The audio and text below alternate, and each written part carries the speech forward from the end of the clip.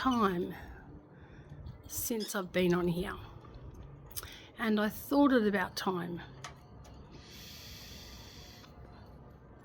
I have finally found myself a bedroom apartment, and I'm going to enclose some pictures very shortly of some gardening that I've been doing, and I'm loving it. It's been quite surreal and quite relaxing. I'm nearby my village of people, and I love that. I have had a massive change to my family life. Unfortunately, my daughter has chosen to no longer be a part of my life. I don't know where they are. I've done everything I possibly can to try and chase back the money that I loan them. And it's very difficult surviving. As the world knows at the moment, the economics worldwide are horrendous. And it's very difficult learning how to survive. So I have only spent within my means. It's a one-bedroom apartment.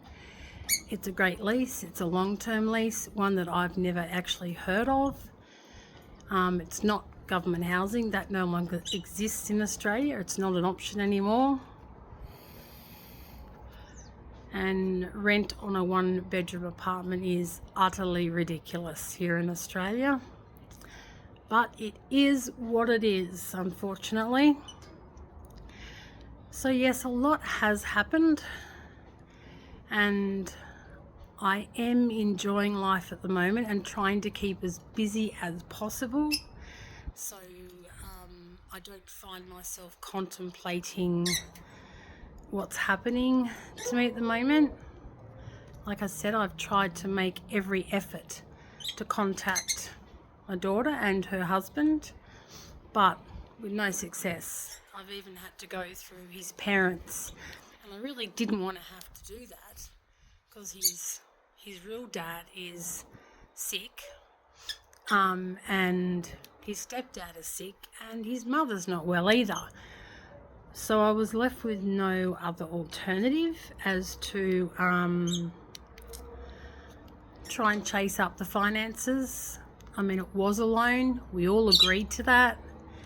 A lot was said, a lot of accusations flew, a lot of accusations that I didn't appreciate.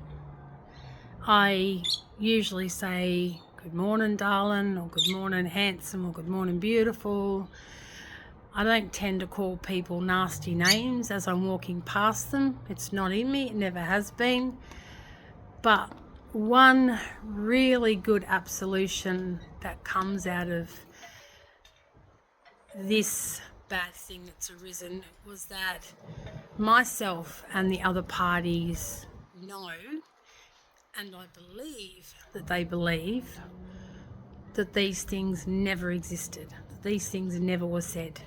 I never called anyone a C word, not until that day we were in the garage having it out. That was the day that everything in my room was dumped into the garage, and a lot of stuff I don't have, and a lot of gifts as well were put out in the street. And of course that was going to be seen. That's what it was there for. It was purely to hurt me. So but I've learnt from my lessons in the past. I've learnt from a 30-year coercive relationship, not just from a husband, but also from my parents. And I hold no fault. I don't begrudge. I love my parents. I love them to bits, and they've both passed on. I don't hold any resentment, I don't hold any hatred for them, but I am not shy in coming forward with saying that I was brought up in a family environment where domestic violence was rife, and it was my mum against my dad. So my mum used to hit my dad, and I learnt behaviours, unfortunately, and my mum learnt it from her mother. So it's generational, but I have learnt from that, and I would hope to think that my lesson learnt was a good one. I mean, I honestly, truly believe that my daughter had changed. I believe that she felt she had got the help she needed to get through life. She married someone that was her complete opposite, but I do believe that behaviours are learned, and I do believe that coercive control, whether it be financial, sexually, verbally, it is in her family. And I believe that things need to be dealt with on an ongoing basis. You can't just learn over 2 or 3 years even that I'm no longer going to have a coercive type of nature. I've worked on myself for over 30 years, and I'm 50, and I think my first psychiatrist visit was probably when I was 17, 18. I lied about my age to see one. But I have seen one quite regularly. Not at the moment because of my NDIS issues. But that's another video for another day. But it has really been troubling me, and I really wanted to answer some of those questions out there that I've been getting via emails. And I'm okay. I'm surviving. I'm okay. I still know how to smile. I still don't know how to cry yet, which is unfortunate, because some days I just really want to have a good cry. I know I had a good few cries when I was living with my daughter. I would go into the shower like I did when I was younger, listening to my mum and dad fight, and I would just bawl my eyes out.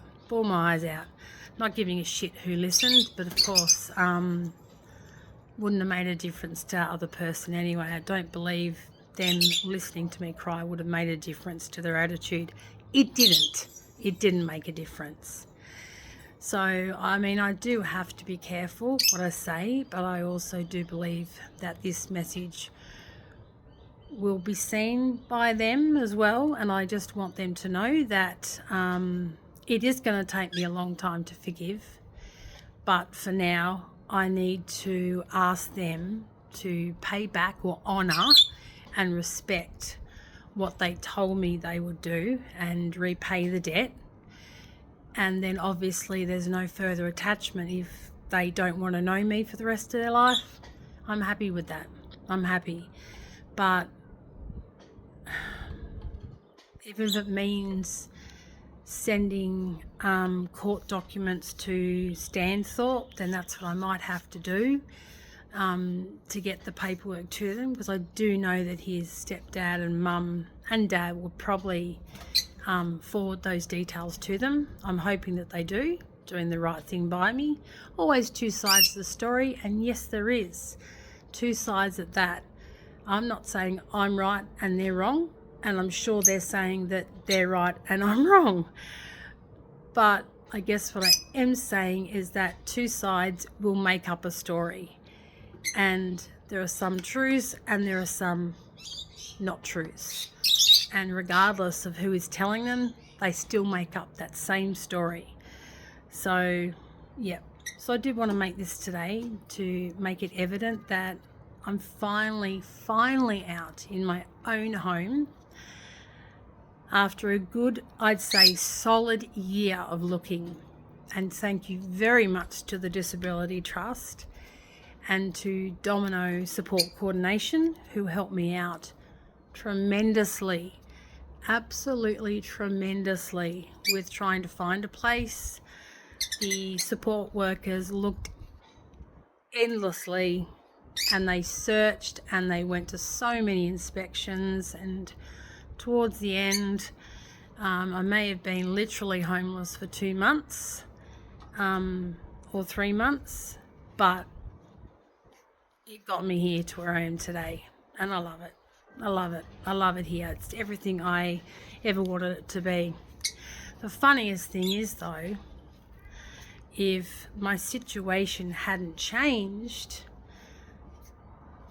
and I was still at that house, it would have meant that in 2 to 3 months I still would have found this place, which meant that all the nastiness and all the drama that came with instead of communicating, because there is a lot of story to tell, but I'll tell it as we go along. But communication is paramount, and unfortunately I don't think the other parties had the experience to be able to communicate successfully. They let anger and frustration get the better of them, and that was sad, because I saw sides of my stepson that I didn't like seeing.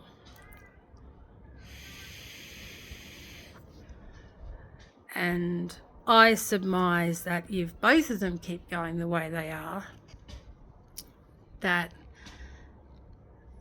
they may be single parents, because it's not fair that they act that way with their grandson, with my grandson. Sorry. Yeah. So that's me. I'm great. I'm fine. That's a part of my story told. At least it's now out there. I am going to get back into my YouTube videos eventually. I'm trying to now. I'm trying to schedule things to get done. I have a new business that I'm trying to get off the ground, but unfortunately can't do any of that anymore until I can get some more funds through. And yeah, so at the moment I am living from paycheck to paycheck, which I didn't think I'd ever hear myself saying again, but it is what it is. Love you guys out there. Thank you for subscribing, liking, and sharing my stories, and being there for me and listening to me. And I do look forward to seeing you a lot more. So take care, and it's, what do I normally say again? That's right, it's bye for now. See you later.